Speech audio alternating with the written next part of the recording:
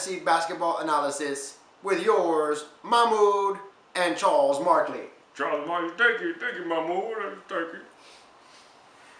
So, Charles Markley, started the NBA season, the draft, went pretty good. Some teams, it was obvious that they had an advantage. Some teams did not. What do you think about that, Charles Markley?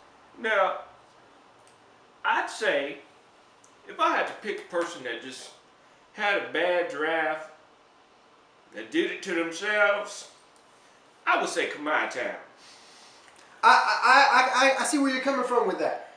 However, I would likely dispute that claim. Have you seen Black Mamba? Yep, see, Black Mamba, the boy is bad, and when I say not Charles. Charles Markley. I know he's bad, but he had it on auto draft, so I mean, you have to give him some credit for that. Yeah, I tell you what, I give him a little bit of leeway, because the boy was on auto draft, but, the truth is, he probably got the worst team. He got one shooting guard. And who's the shooting guard?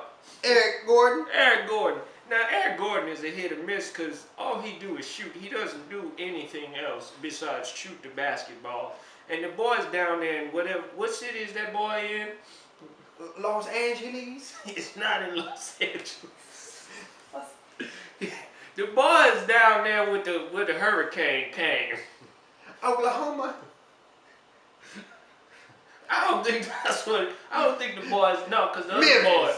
No, because the other boys over there in Memphis, the boy. Rhoda Daddy. Yeah, not that boy. I was talking about the bigger boy. Yeah, you're getting off topic. How about you just tell me where Eric Gordon? Eric Gordon, he's down there in New Orleans. Boy, That's and I right. tell you, they got some good food down there. They got them crawfish. Them crawfish, they good. Hush puppies. My mama, she used to make what was called pancake bread. It's the bread, and it's like a pancake. Now, Charles, stay on topic, Charles Markley. Yeah. Now, who do you think had the best draft results? You know what? That one boy, he had a good draft. The boy out of Ontario. Gifted? That's not his name. What they call him, Daddy? Gifted. No, because the other boy is Daddy. Dad.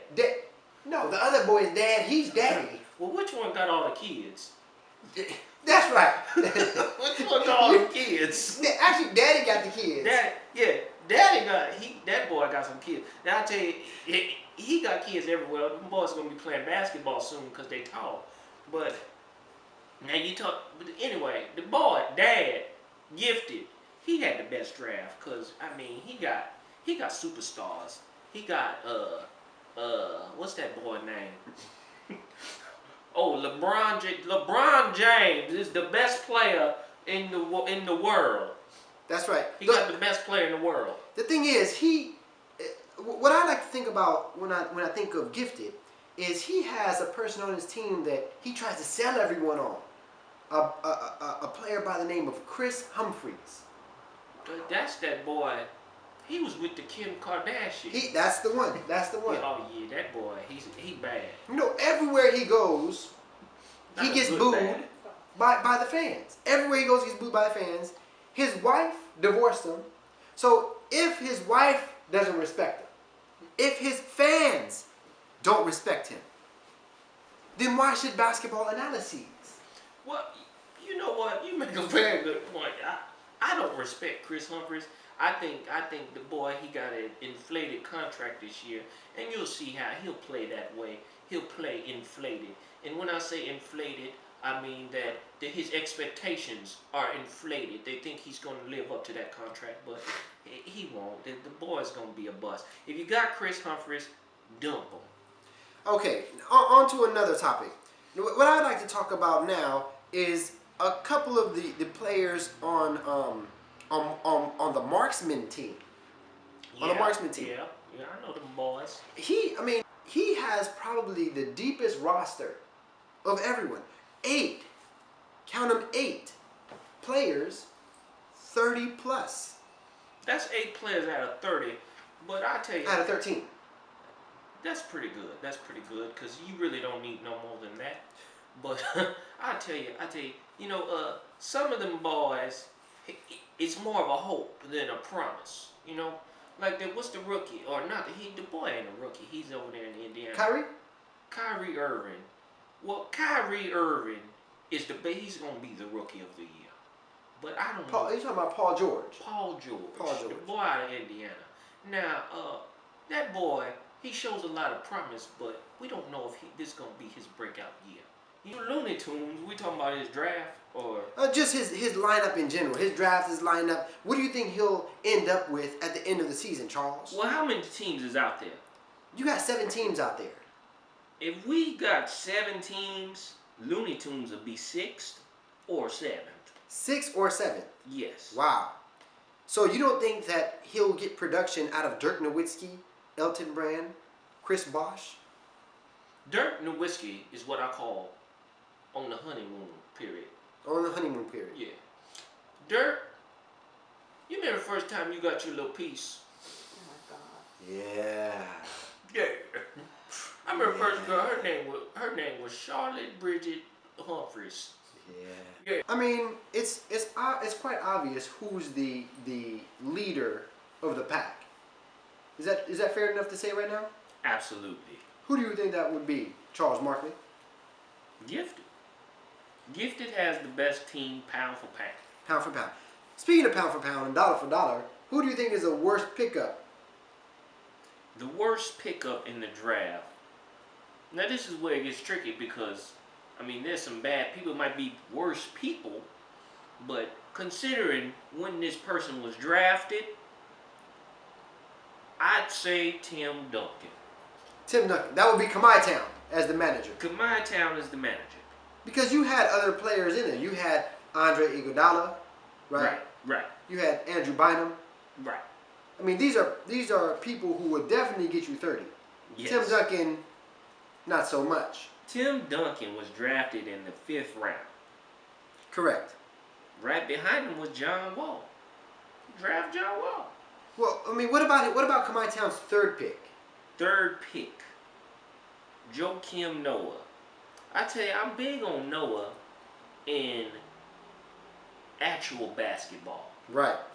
But in fantasy, not so much. I think he barely averaged a 30 last year. Right. And he won't get that again.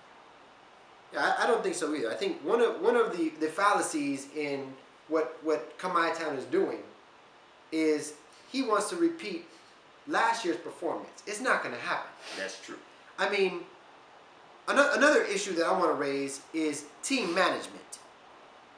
And one of the teams that fails to recognize good front office management is Africa.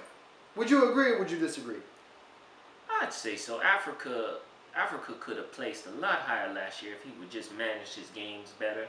Right. And it looks like this year he's on the same path.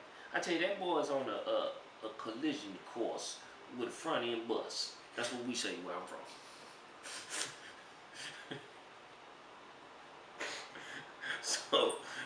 So he needs to watch it or he gonna run into that bus. I definitely see where you're coming from with that. Now, are there any surprises that you see thus far in this early season? Because I tell you from my perspective, and this is just me speaking from a basketball analysis standpoint, I think that I Got Knowledge is not really a surprise because he has a good team. But in terms of the numbers he's putting up, Manu Ginobili is giving him 40 points, nearly 40 points a game. And you have Jose Calderon, who's not so much giving him a lot of points a game, he's just giving him more than expected. You see what I'm saying? I think that is to me, that is the breakout. In terms of where he was ranked in the draft, in the analysis, he was ranked fairly low, fourth or fifth place, if I recall. And he's leading the pack right now at first place. I Got Knowledge is leading he's leading for now. But I want you to think back to the 2010, 2011 season. Okay. Okay. There was a guy out there, a team that didn't even dare even Teabagging. Teabagging. Now teabagging started off out the gate. Front. He led for about a month. And he had bad players like Bargnani.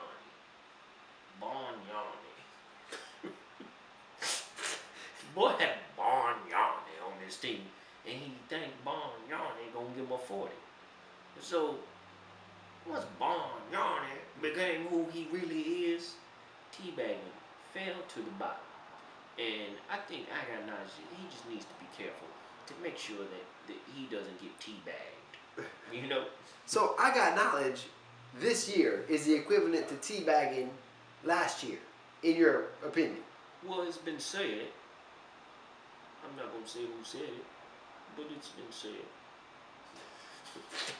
So I think that concludes our segment of the Yahoo Fantasy We Got Knowledge basketball draft. And if you'd like to get in contact with us, you can email Mahmoud at, you'll find out later. Charles Barkley, would you like to say anything, final words? Yeah, I like to say one thing. Yeah, go ahead, Charles Barkley. You know, a candle loses nothing when it lights another candle.